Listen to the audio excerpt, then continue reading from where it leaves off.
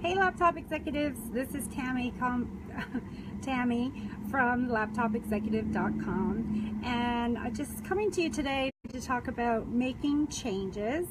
And as I'm looking at my face, I'm thinking these sunglasses are just too big for my face. But anyway, that's neither here nor there.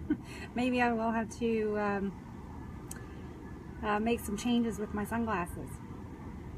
But I did have a quick question for you, and I wondered, and I'm sure that everybody is, we all go through this, wanting to make some changes in our lives and struggling with making those changes and then getting angry at ourselves because we haven't made the changes we want to make, and it's a vicious cycle.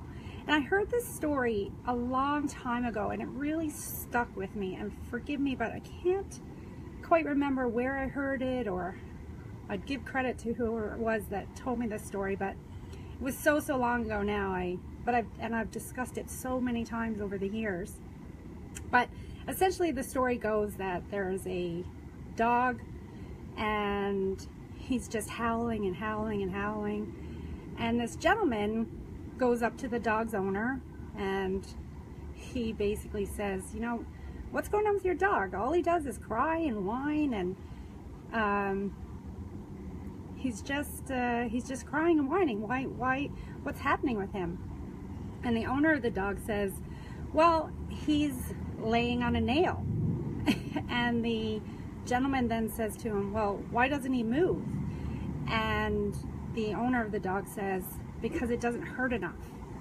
And that really stuck with me, because it's so true in our lives. We are so happy to just be content with how things are, and to not make changes until things really hurt too much that we just can't let them go and keep them the way that they are.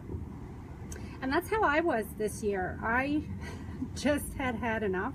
Some of you know my story.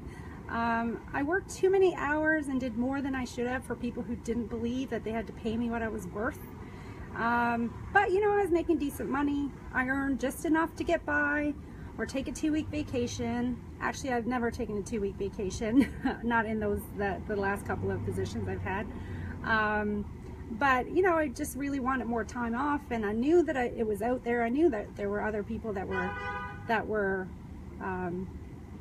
living life the way they wanted to, but it didn't quite hurt enough to make a change. I was tired of the way that I looked and the way that I felt about my health, but it didn't quite hurt enough to make a change. I liked the dinners and the wine and the occasional ice cream, but I hated the way that I felt and the way that I looked in pictures. And then I just, then I get angry at myself because I wasn't, taking my pictures so that I could have those memories with my friends and my family. So finally, something just clicked, and I just finally had enough. And I'm sure some of you have been there before. It just started to hurt too much. I think it was Albert Einstein who said the definition of insanity is doing the same thing over and over and expecting a different result. Well, that's what I was doing, and so I decided to make a lot of changes in my life, and things have just gotten better and better and better. So I just wanted to speak to some of you who may feel the way that I felt about certain things in your life. If you want to make a change in your life, you have to change something about your life. There's just no way around it. If you have to change, again, if you want a different outcome, you have to change something.